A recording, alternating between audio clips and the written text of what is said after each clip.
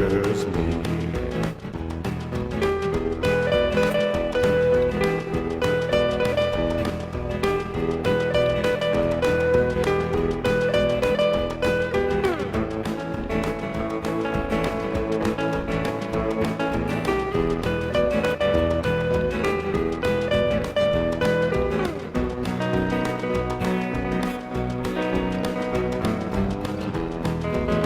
Well, if I'd placed my order early, if that PCC was mine, bet I'd be a vaping little farther down the line, closer to the mailman. That's where I want to stay. And I'd let that lonesome vapor blow my blues away.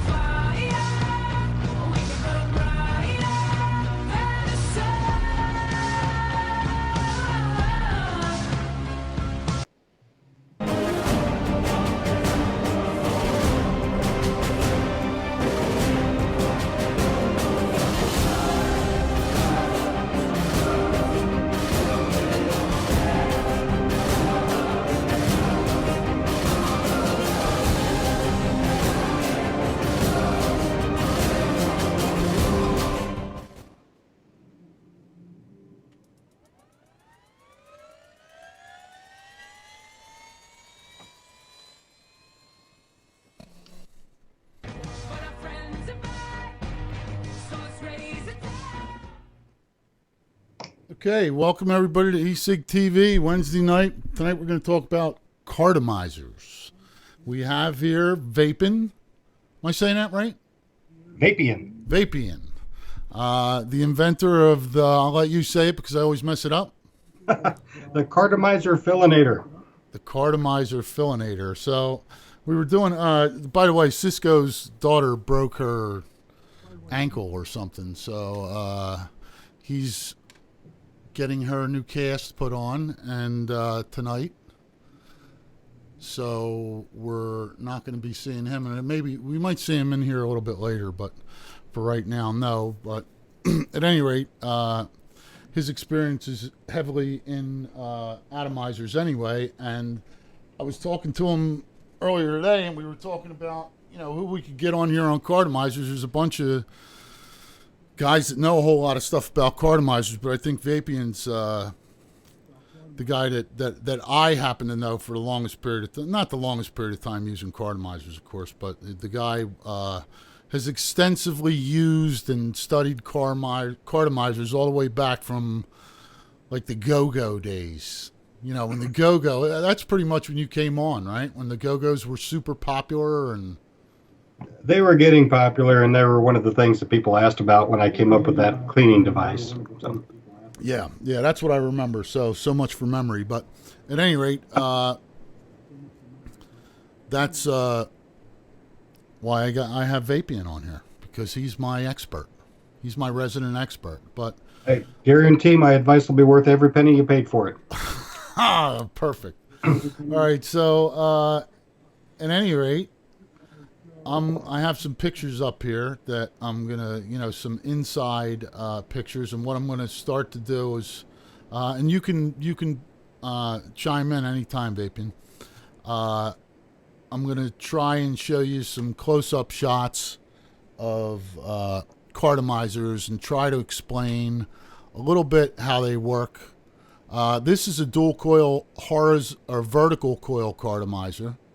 The inside of it, I might have that blown up a little bit too much, but that's like a cheap picture. But if you can see right here, where I'm holding my mouse, that's one coil. Then this is another coil, and these little tubes here would essentially slide down over and cover those coils up. This one's sort of pulled apart.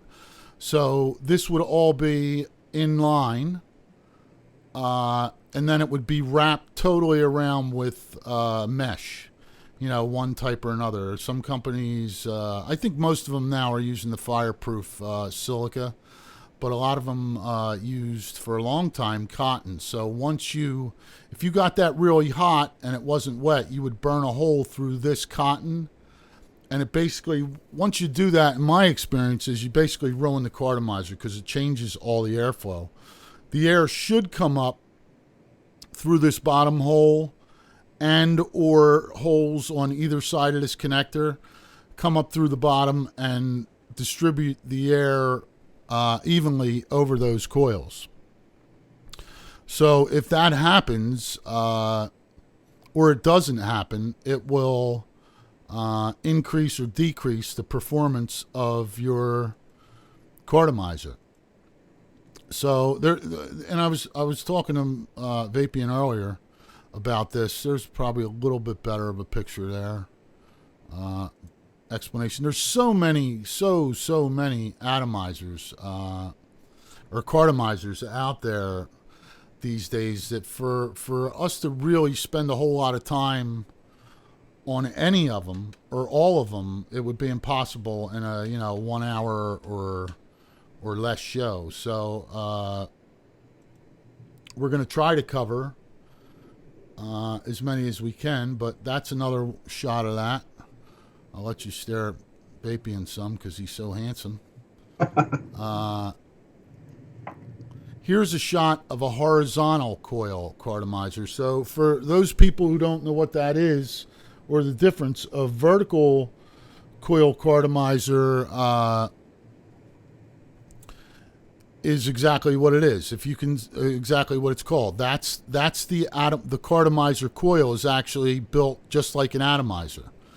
So and then they put a sheath over it up and down for airflow, and then they'll wrap all this with the filler of their choice, either a cotton mesh or whatever. And this little fiber mesh tube pretty much just directs the air over the coils and up to your mouthpiece, hopefully without causing a lot of leaking. So horizontal coil cartomizers first came out, I guess Blug really made them popular. They were the first ones to really release them as a new cartomizer, but there were actually a couple companies that were making them and distributing them before that, but a lot of people just didn't know what they were, and honestly, we weren't telling. We were trying to keep it like a secret and just let the people figure out that ours were better, and didn't really want to announce why. But sooner or later it came out, and that's pretty much it. Again, this is the coil, the mesh that goes through it. You can see the air hole pretty good in both of these pictures. These aren't soldered either. They're soldered free. I don't know how well you can see it, but there's a little ring here that the one side of the coil goes down, and it just presses. One side of the coil goes on the inside of the ring, and one side of the coil goes on the outside of the ring. And it's just a couple little pieces that press together, so they're solder free. So they're actually pretty brilliant in design for as far as manufacturing goes and use, because they do work much better, particularly at lower voltages. You can get a lot more flavor out of them. Now, there's a lot of people that have preferences and that would disagree with me and that swear that a Bogue cartomizer is a much better cartomizer, which is a vertical coil. So I tend to think that the vertical coil cartomizers work better in tanks and higher voltages, where the horizontal coils work better as they are, just as a cartomizer, before you go sticking them in a tank or anything like that at lower voltages. In my experience, whenever I turn a horizontal coil Cartomizer up,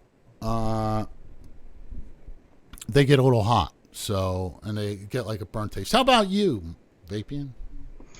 Well, you were touching on some things that I was trying to think of who's the target audience here. You know, whether we're talking to experienced vapors or new vapors. I very distinctly remember when I was first looking to get an electronic cigarette, I had no idea what I was talking about. There were all these numbers floating around: 510, 808, 901, and I had no idea. And I got a 510 ultimately, and that turned out to be a fairly fortunate thing. But the cartomizers themselves, they were pretty much little black boxes. I had no idea what exactly they did for a long time. But it didn't take too long going out there to get curious about it. Why did some of them work well and some of them not? And at the time I bought, most of the ones that I remember receiving, I'm not even sure that they had that center tube like you're showing in that picture, and they come in the vertical coils now. I don't think they even had that. So the packing material in there would tend to collapse a little bit and restrict airflow. Yep. And that just figuring out what to get as a beginner is kind of a big question, because you don't want to waste your money, but at the same time you don't know what you're going to like. And one of the things you really touched on was, you have a certain preference for use of the 808s, the horizontal coils, and a different use in tanks in particular for the vertical coils. And I think that's what people are going to find generally is that they may find that they use 3 or 4 different cartomizers, or they may find just the one thing that they know they like with this particular battery or mod and just stick with that. So it's one of those things where you can get really into it, or you can just buy a few until you find that one you like and stick with it. I was looking around. I didn't have a whole lot of time before the show, unfortunately. I mean, I was your second choice for a date, so come on. But looking around, I've got Bogue XLs, which are the long ones. You mentioned the Go-Go. Yes, sir. I've got that type. I've got some Smoke Tech Mega XLs or Mega XXLs. I've got 510 Shorty. It's a little short thing. Standard cartomizers. I've got the Kanger T3. All right, look, man, you're showing me up a little bit here. All right, I didn't get all those pictures, but and dude, this is great. It's perfect because and there's just so many choices out there. It's like, where do you begin? And I think almost all of us could agree that if you're looking for one that's probably going to work right out of the box and at least taste decent, it's hard to go wrong with a Bogue. With a vertical single coil. And that's another layer of complexity. Now you've got, double coil, even triple coil cartomizers out there. Yeah. So where do you spend your time? And, I think there's some basic guidelines we could kind of throw together out there, but the main thing I think to understand with cartomizers, if you don't mind me expounding a little bit on. No, please do. Call it a philosophy, if you will, is that almost everything with a cartomizer is a balancing act. With an atomizer, your primary goal really is to make sure your coil stays wet. Righto. With a cartomizer, that's what she said. I had to throw that in there. Go ahead. Cartomizer, the idea is that the filler helps to keep the coil wet, but there's that balancing act. If you overfill, then it gurgles and the liquid doesn't vaporize completely, so you don't get good performance. If you underfill, you might burn your fill material and get that burn taste that you just can't get rid of. So there's a bit of a learning curve to figuring out what's that trick to getting it filled just right and then keeping it topped off. To anyone who's vaped for more than a couple of months, you're like, it's easy. But think about your first time. The first time you burned a cartomizer and you couldn't figure out why, or you got a dry hit off an atomizer, you never even heard what a dry hit was. So there's, for the new vapor, I would have to say, my advice is to, stick with it and keep trying. Just realize that there is a bit of a trick there in just trying to make sure you keep that balance going. And as far as the cartomizers themselves go, I mean, I spent a bit of time trying to figure out, what are the key factors, and it's really difficult to say which ones are key. If you think about this from an engineering perspective, there's an electrical aspect. You've got your electrical connection. You've got your coil or coils, which might be in parallel. You've got the mechanical aspect, just the basic construction of the cartomizer itself. There's even fluid dynamics in here if you think about it. There's a wicking action going on with the fluid through the fill material. The airflow itself has an effect on how your coil heats up and cools down a little bit as you're drawing air through there, and that affects your vapor production. I mean, there's a lot of variables going on in any given cartomizer. So it really doesn't surprise me much if I buy a box of 50 and end up having to throw away, 5 or 6 because they just don't work. These things can't go right all the time. Right, right. And when we talked a little bit earlier, when you asked me about being here, you were mentioning some people you talked to who were having some cartomizers made and talking about tolerances within, like 0.07 of a millimeter, having an effect on performance. So there's a lot of things going on. But the thing is, in order to enjoy cartomizer, you don't really have to become a rocket scientist. You just have to find the right one that you like and learn to live with it. Learn how to use it, how it likes to be filled, how it likes to perform, and then use it consistently within those parameters. Fortunately, you are 100% correct, because I would have never enjoyed cartomizers at all. I actually started out, I remember when cartomizers were new. So, me, the old timer and all that good stuff. But I really do. I remember when cartomizers were really, they didn't call them cartomizers. They called them atomized cartridges. And I think it was Green World Sig that had the first one, and they were way different. It was like a horizontal coil cartomizer with a 510 cartridge stuffed down on top of it. And they didn't work so well, but at the time it was great because you didn't have to, at that time they were just figuring out dripping. And there wasn't a KR808 right yet. There was a V9, which was the same size as a KR808, but with a little bit different threads. But they had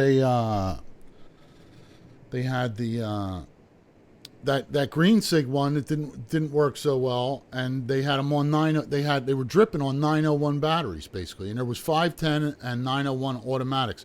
It was actually right when the manual battery was coming out. So if you over dripped like once, that was goodbye to your battery. People were figuring out to put silicone down in the center of the battery, and there was actually holes. The switches at that time, they were actual vacuum switches that if you didn't have airflow properly coming through the battery wouldn't activate. So, but if you dripped one, even when cartomizers first came out, if you overfilled your cartomizer, you'd fry a battery, and it was frustrating, man. I'm telling you, just when you'd get like a few hits and you go, wow, man, I'm here. I got this now. I'm the baddest dripper cartomizer dude in the world. And then you'd go to take a hit and it'd go bzz, bzz, or it'd backfire in your mouth and you get a mouthful of real smoke, like, battery smoke, and that'd be it. But yeah, you're absolutely right. There's so many little things, and what I was trying to explain to you earlier, I'm going to try and throw this up on the screen, is that what I was telling you earlier, when I was in China, we were sitting there one day and we were messing with this is a dual coil vertical cartomizer, but the distance between these 2 points, the bottom of the coil and the air hole, we were changing that by 0.05, 0.07. Like they were literally going in the other room and coming back with them set up in varying distances. And what a difference. And honestly, we were talking earlier about Bowgate, when all the cartomizers supposedly were all bad. But I really think that what that was exactly that distance in some of the production runs. They either had new people in training or somebody started making them differently. And people were saying it was the packing was tight and but I had ones that were packed tighter and looser before that, and it didn't really affect the way it vaped. But there was no way to ever really tell, because as soon as you busted one apart, it would change this unless you cut it open and were able to unwrap all this without disturbing it. You couldn't, and have a device that would measure that distance, 0.07 difference or whatever, or a half a millimeter difference. There was no way to really tell about that. So, yeah, honestly, where I first became aware of that was when when I got into the aspect of cleaning cartomizers, because expense comes into it, and again, I kind of wonder which audience will eventually be reaching here, whether it's the new vapor kind of wondering what do I get, or the experienced vapor wanting, to know a little bit more about all the internal, mechanics of that. And the fact is, I don't think either of us are actual engineers, but we can relate our experiences. Well, I'm an engineer, but I'm not a cartomizer engineer. I was a mechanical engineer. I have a degree in mechanical engineering, but okay, I don't know if I'd boast on it too much. I'm one by title and experience, perhaps, but not by degree. But when I got into the question of cleaning them, because expense is one factor of cartomizer use. Most people buy an atomizer, and I guess they tend to get probably at least about a month's worth of use out of it, I would guess, on average, for that experience. I'd say that'd probably be fair, more give or take, and again, everybody's different. Yeah. Certainly. Whereas, cartomizers, we always, somewhere in any discussion of that, I think someone will throw up, well, they're designed to be a disposable item. And I think that's true. But I believe when I first started buying cartomizers at all, they were close to a couple of dollars each, and they're about half of that now. Right. Depending on where you shop around and whether you get them punched or whatnot, but generally speaking, you can get them for somewhere between $1 and $1.50 each. Compare that to the cost of your former pack of cigarettes and how much time you get out of that. They're still pretty cheap, but it kind of comes down to what are your resources? Do you have more time or do you have more money? And if you've got enough money, then buying new cartomizers all the time is probably worthwhile. Otherwise, if you need to clean them to make them last a little bit longer, that's where it basically is a side effect of a contest that I believe it was Blug was having. You mentioned them earlier. Came up with what I thought was a unique way to clean a cartomizer. Turns out someone else had come up with something very similar before. Mine was just a little different spin on it. But in the course of doing all that, and I've got a video up somewhere on YouTube showing a cleaning demonstration with a clear cartomizer. And this is going back to the construction, finally rolling around to the point of the construction of cartomizers, was during that cleaning, what I saw was as the liquid was flowing through the cartomizer, there are areas towards the bottom where the atomizer connection is that weren't getting flushed out. Now, from a cleaning perspective, obviously that's not great. If you're trying to clean it out, you want to clean out the whole thing. But what it kind of got me thinking about was, well, what happens in the day-to-day use of a cartomizer? Your e-liquid obviously is going into the fill material and settling down, wetting your coil. But it seems to me that there's usually some that kind of builds up, call it down in the bottom corners, if you will, just below where the coil is, that doesn't get used up, but it gets heated up and cooled down repeatedly. And that's going to have an effect on your cartomizer performance eventually. If enough of it builds up, it's going to have an effect on your flavor, your airflow, just the overall performance of the cartomizer, I think. So it all, in my mind, to me, for cartomizer use, it really kind of comes down to what are the factors that affect performance for me, and is it worth cleaning them afterwards? And right now I'm at a point where I'm okay buying them. Matter of fact, I'm kind of stocked up on cartomizers for quite a while right now, just in case, because you never know what's coming down from the FDA, I guess. But in the early days, Uh-oh, we just lost Mr. Perot. Let me see if I can call him back up. I hate when that happens. Well, what I'm going to do is I'm going to put, I have a video queued up here of his, there he is. We got him back. Maybe we don't.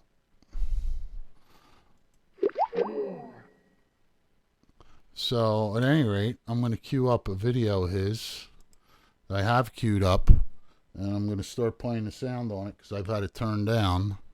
And this is his Vapinator, Carbonator, blah that he designed syringe you can fill. for If cleaning for some and reason filling you don't want to cartomizers. dip I was the actually going to cartomizer play it into and let the him liquid. talk, but what's That's better what these than tube adapters are for.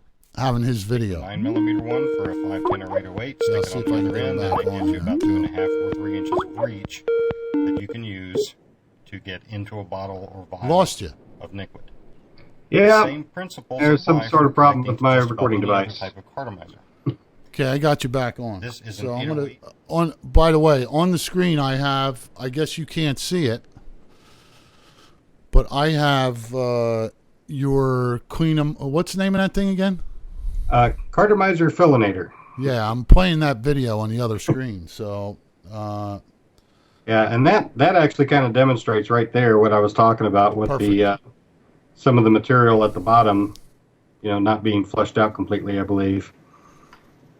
But I mean, as cleaning cartomizers as a continuous thing. I guess there's some people that still do that. It was very, very common when I started vaping that people were trying to basically see how long, how much life could they get out of a cartomizer. And that device was initially built to assist someone who couldn't see very well in filling a cartomizer. And that's probably something we should touch on is cartomizer filling techniques. But I had built it to get liquid in, and it turned out that once people kind of found out about it and started talking about it, they were suggesting it would be a better device for actually getting e-liquid out. So right. One of those fortuitous things about how it's made and how it can serve a couple of different purposes. But I mean, we could probably talk for quite some time about the construction of various types of cartomizers. But if we sort of draw a line in the sand, if you will, between something like a cartomizer and a clearomizer, at this point, we could probably touch on, the filling techniques for a cartomizer and what people, I think that'd be great. I'm just trying to figure out how to do it right now. how to fill a cartomizer? Yeah, Have a lesson. whip it up. No, I mean, well, one of the more common techniques is the drip filling. For example, I've just got a standard Bogue 510 with the rubber cap, and there's so many videos out there. I'm not even going to bother trying to break out a bottle and show you, but just a matter of dripping down into the top of that in such a way that the liquid goes into the fill material and doesn't clog up your air hole. And I think most people will tell you a standard size cartomizer holds about 30 drops of e-liquid, and of course a larger one will hold more. But that's probably, I believe that's the first method that I use to fill one. Absolutely, me too. I agree. There's other methods out there. Is there another one that you have tried and favored before? Yeah, actually, the one I forget the name of it because I'm terrible with it. I think it was it was the one you just talked about, coupled with the Terran spin in my Leaford lanyard, where you put it in there and put it in a bag and spun it to get the liquid to evenly distribute through the cartomizer. And then there's the fill the condom method. There you Yep, go. just dripping it into that, and then basically pushing the cartomizer down into it to push the liquid up. Right, and I personally I would do it both ways. I would do the way you have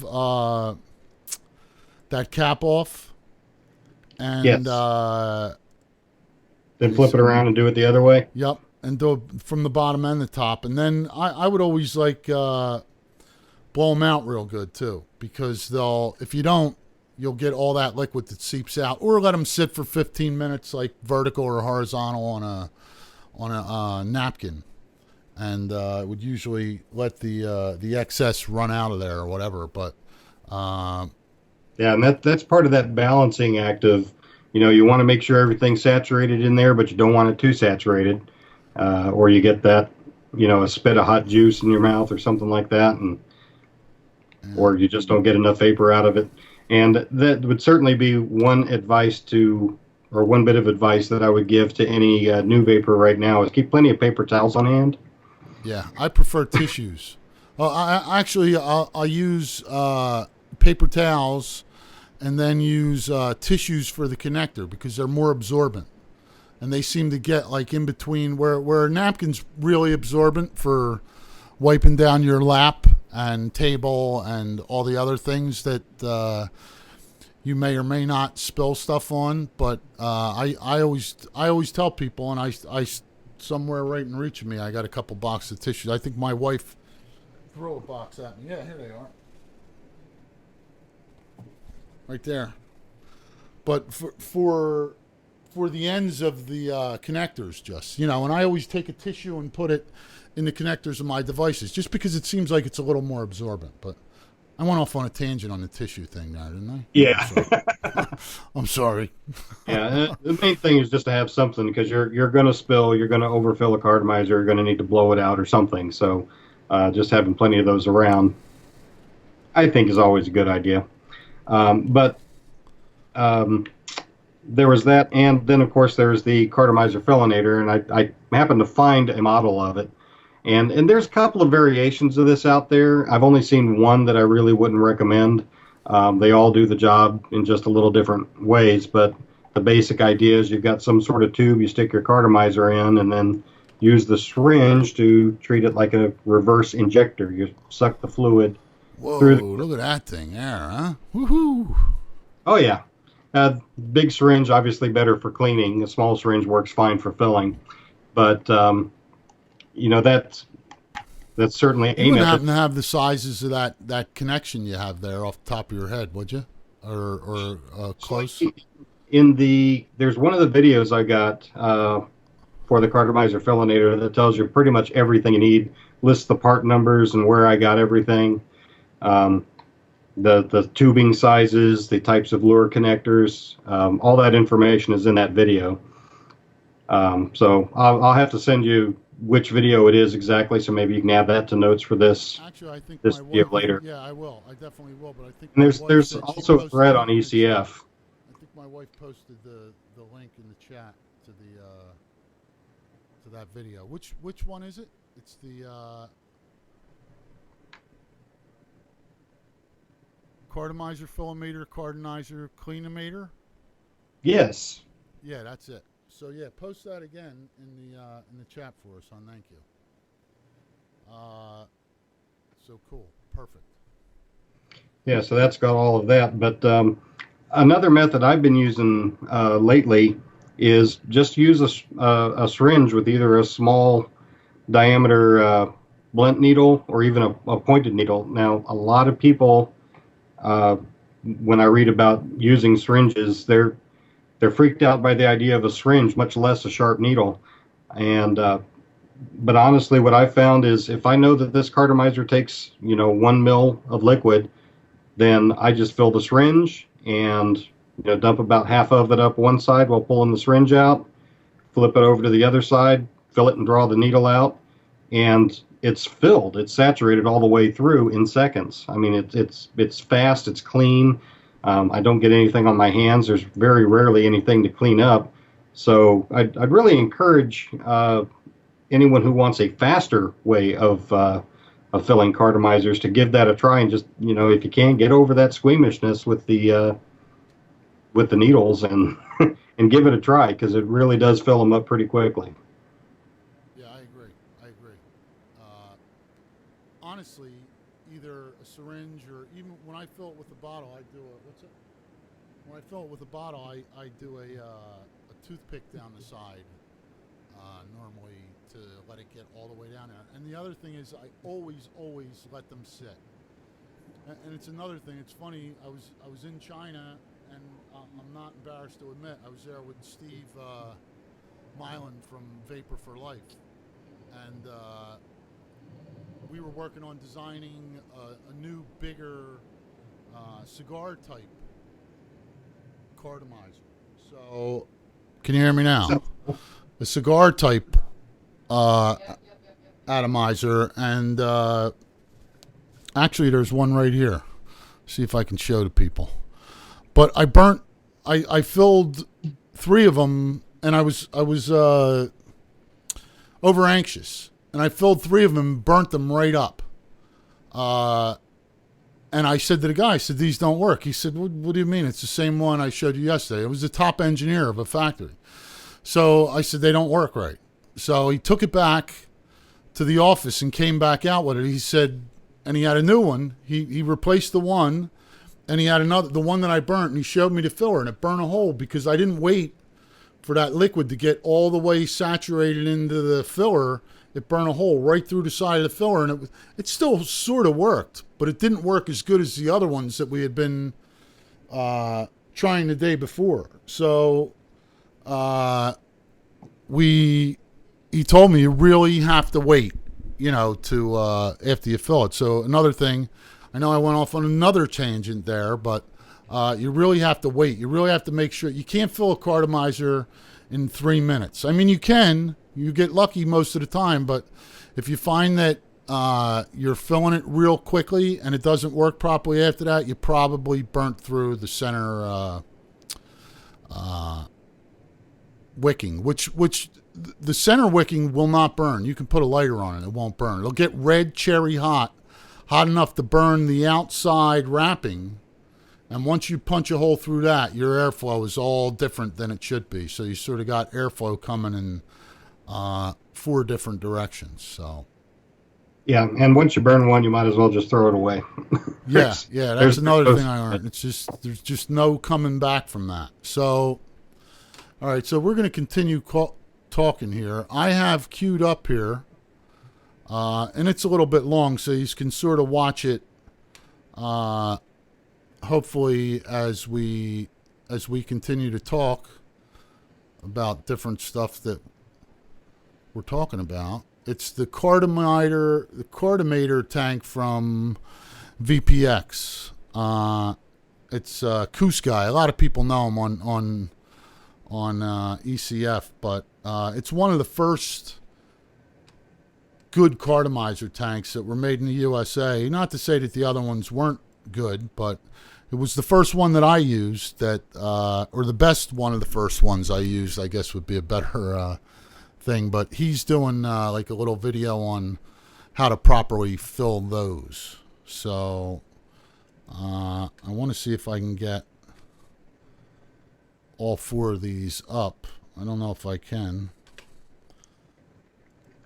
Yeah, it's Cartomizer tanks. We're was kind of talking about what I consider to be all the variables that go into the performance of a cartomizer, just the cartomizer itself. And once you throw a tank in there, that's just a whole other set of potential issues that can affect the performance. There's obviously the hole that gets punched in or slot that gets cut in for the cartomizer, the tank itself, and how good of a seal it maintains, and where you position the hole or the slit to let the fluid into the cartomizer. I definitely had a bit of a learning curve when I started using tanks, and I've got some cartomators. I don't know, probably 4 or 5 different types of tanks floating around here, and for almost every one, I have to, punch a hole or cut a slit in there at a different place to match that. So that's just something to keep in mind. Is on the cartomators in particular, I seem to remember the caps on that are fairly deep, so it helps to make sure you've got that hole or slot cut a little bit higher than you might for some other type of tank. Yeah, you're right. They're definitely deeper caps for sure. And I'll tell you honestly, you know, I had a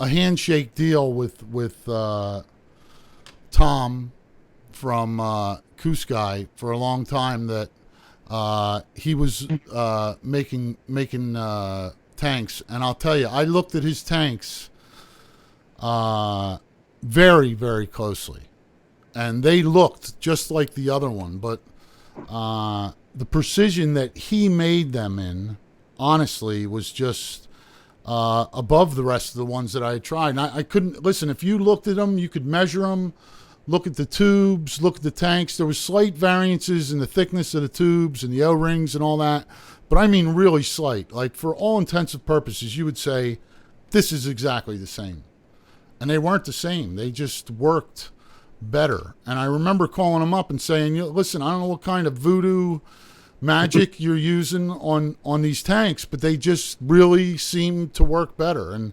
again, if you looked at them, you'd think that the tubes were exactly the same, and they just weren't. So you know, again, we could probably go over different types of holes, slots.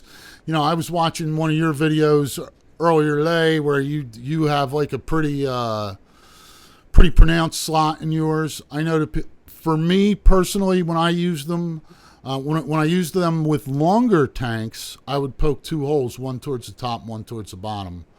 My wife, who I just recently got off of Cartomizer tanks, tooth and nail, she had been using the lava tank for a year religiously. Everything, I mean, everything that come through the door, I handed her and said, you know, check this out, try this. And she was like, it's okay.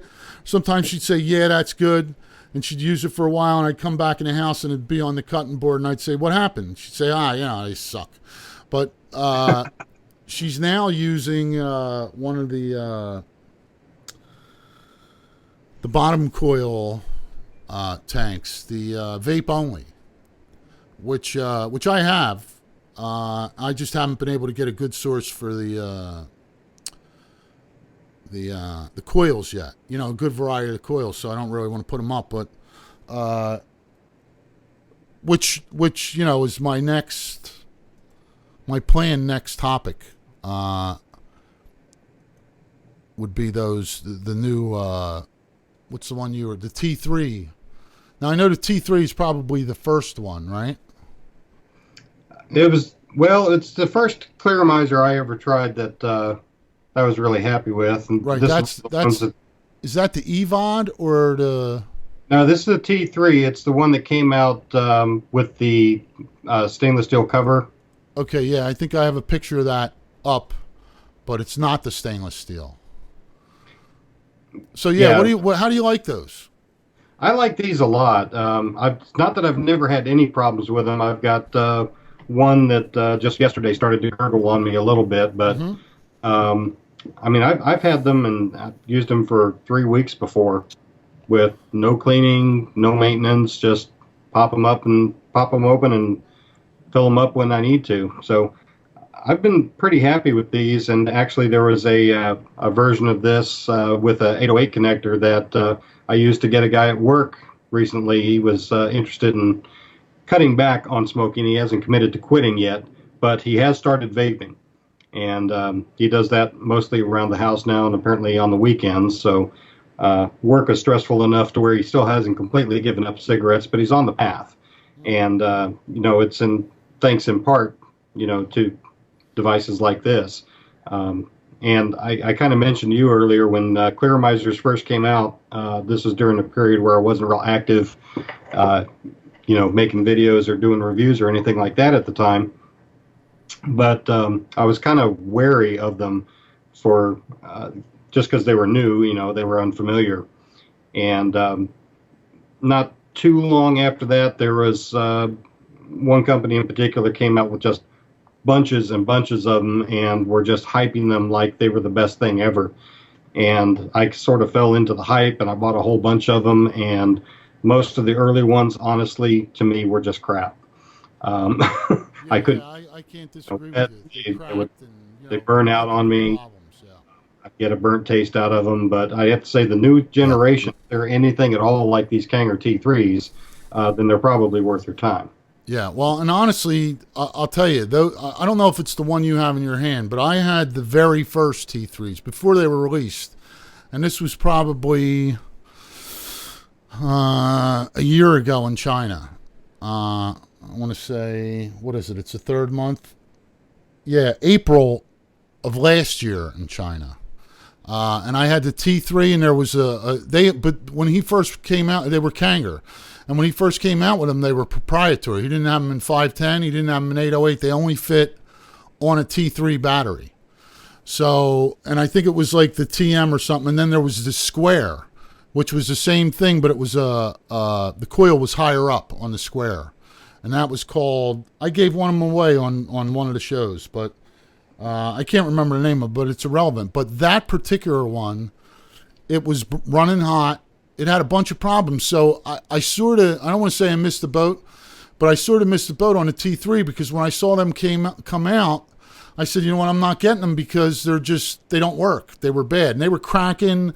And I know they've improved leaps and bounds since then because now I guess the latest version, the one I've been using anyway, is the EVOD. And there's actually somebody in the chat asking what's the difference between an EVOD and the T3, and as best as I can see, number one, you don't have to replace the whole bottom on the EVOD.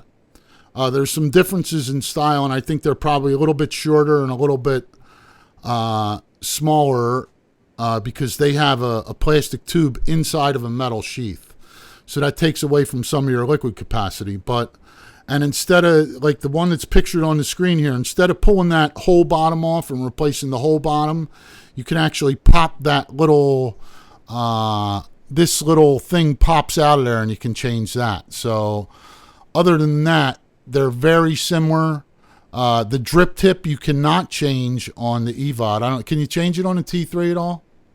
Not that I've seen. Yeah, and they're bottom filled. But I'll tell you what, man, I am thoroughly, honestly, I think that they're going to change the whole tank game, these bottom coil Cartomizers. I'm curious to see, you know, Kanger has always been pretty innovative and made good stuff, but it always seems like a lot of the time they're the first one to come out with it and the last one to have it. You know, the last one to get the best one. So it's, you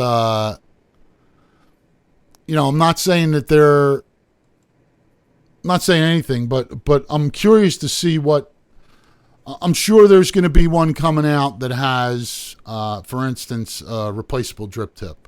I'm sure there's going to be bigger ones. There's going to be better tanks for them. There's going to be better threads.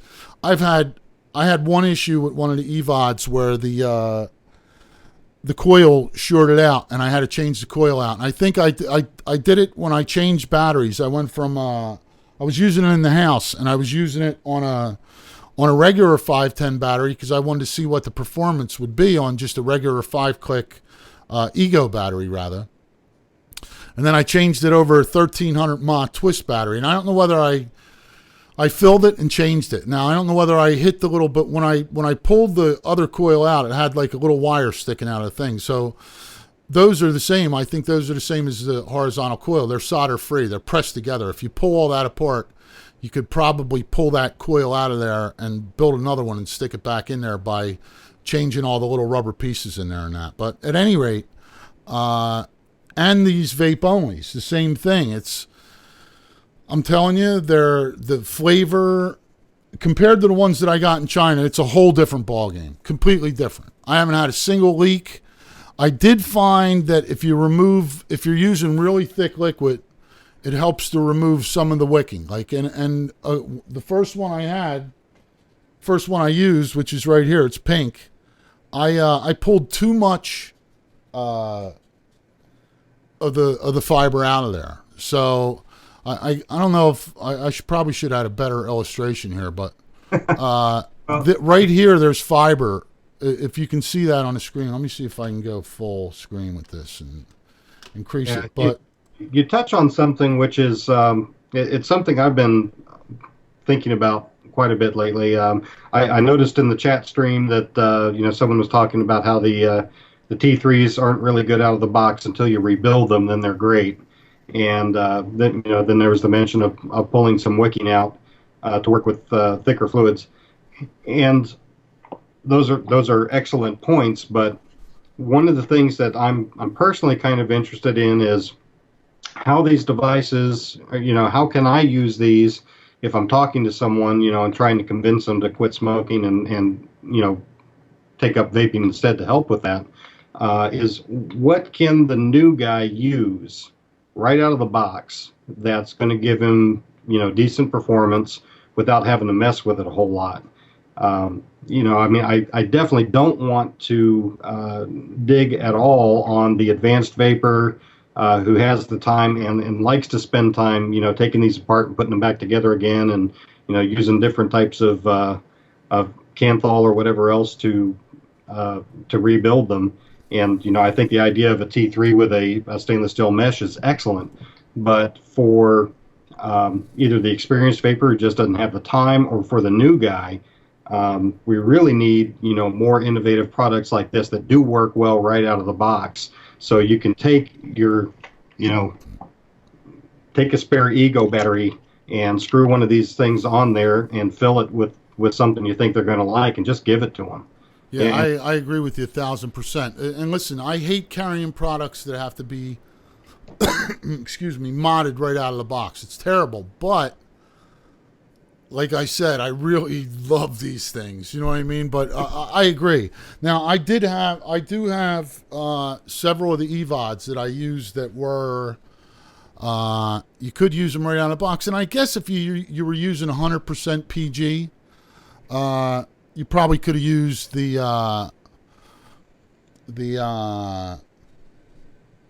I lose all the names. The vape only right out of the box. But with the liquid that I was using, I had to take a little bit out. So, but yeah, I'll tell you, the EVOD and the vape only, extremely impressed with them. Yeah, I'd have to say the first T3s that I used, the first three of them, performed flawlessly. Really, it's only this most recent one started gurgling a little bit, and I think it may there's a little seal between the bottom post and the center post, basically, that keeps all the liquid in. Well, and you may be able to adjust that, like the Yes. I have a picture of the vape only up now. I'll see if I can full screen that. And to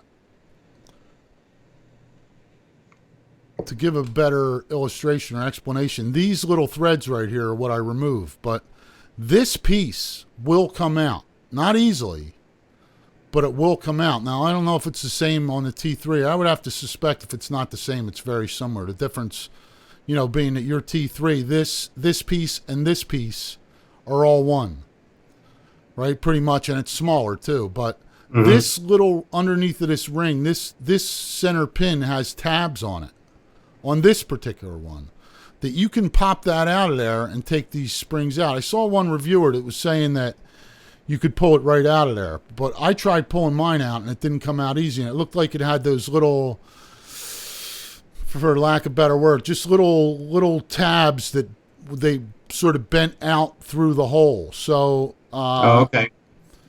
I was able to take apart a T3 head once and took a look at it. I didn't actually go so far as to rebuild it, but it was just a matter for me of wiggling that post out a little bit. It was sort of press fit in there, right.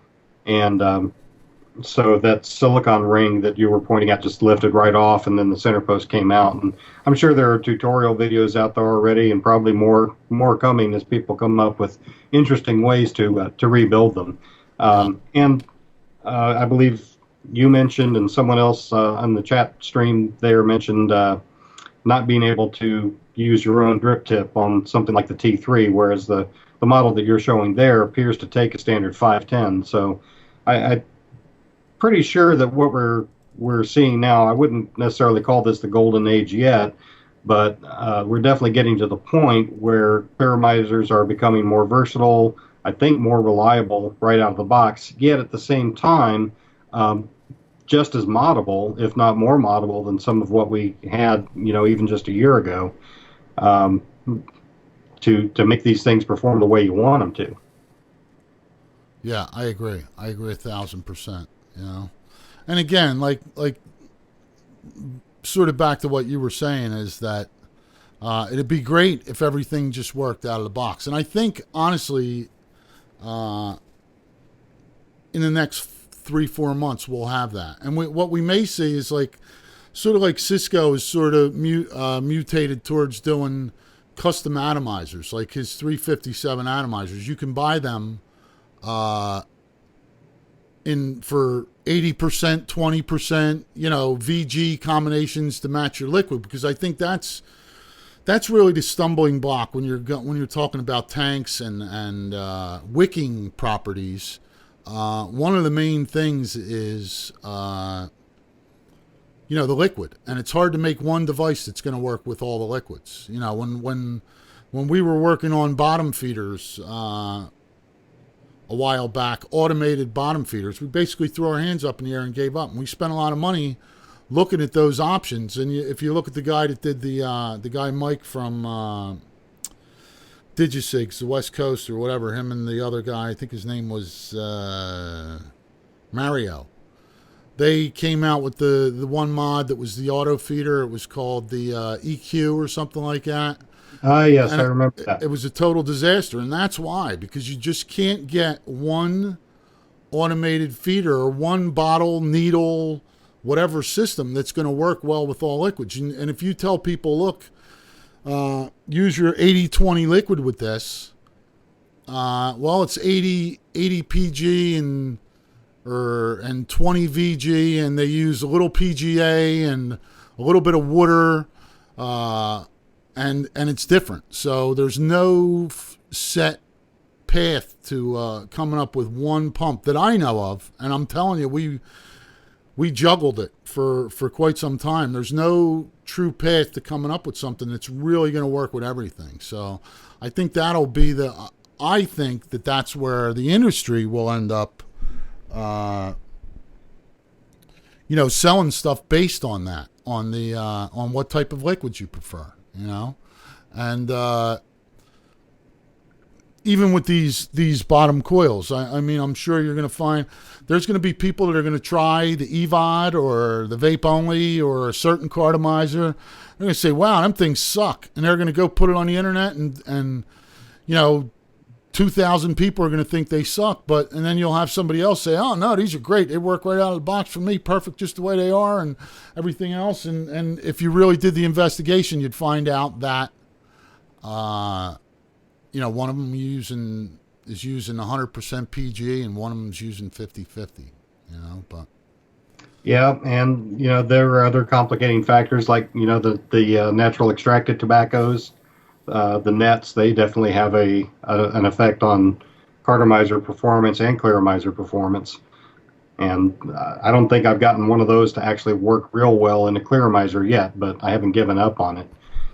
But well, listen, Vapian, I hope we got it all in, because no souls are saved after the hour, and we're going overtime. Listen, I just want to take the opportunity, brother, to thank you, man. Short notice, great job. I really appreciate it. I'll definitely be looking to you in the future. I wanted to talk a little bit about the billet box, but I'm going to put some links to that. I watched your video earlier. It looks like a great device, and I wanted to talk a little bit about that and probably a couple other things we could have talked on. And again, I want to remind everybody that if you have questions or there was content that you would have liked to have seen on this show, send us an email. My wonderful wife is going to post a link to the email now. If you have any questions, or something that you'd like to see covered, or if you have just one question in particular that you didn't understand, shoot us an email. We'll answer it individually, and if we get enough emails for one particular subject, we'll have another supplement and another show and go over it closer. Now, this week, I got to tell you, I limped into this because we had some last-minute changes, but in future shows, we'll have, a close-up camera set up and stuff like that. We didn't do too bad. I was able to scavenge some decent pictures, and so it didn't come out too bad. But, again, I'd like to thank everybody for coming in. Thank you, Vapian, Michael Vapian, for, coming in on a short notice and helping me out. And that's pretty much it. Anything you'd like to say, Michael? Not at all. Thanks for allowing me to display the depths of my ignorance in front of a large number of people. But no, happy to help out, and I hope that everything works out for. I forget what it was. It had some sort of family issue there. Cisco. His daughter had a. Cisco. Yeah, I definitely hope things work out well for her and for his family. And thanks everyone for watching. Hopefully I'll get around to making some more videos of one thing or another pretty soon. And it's been fun. Thanks, brother. All right, everybody. Good night. Again, thanks for tuning in. See you next week. Hasta la vista.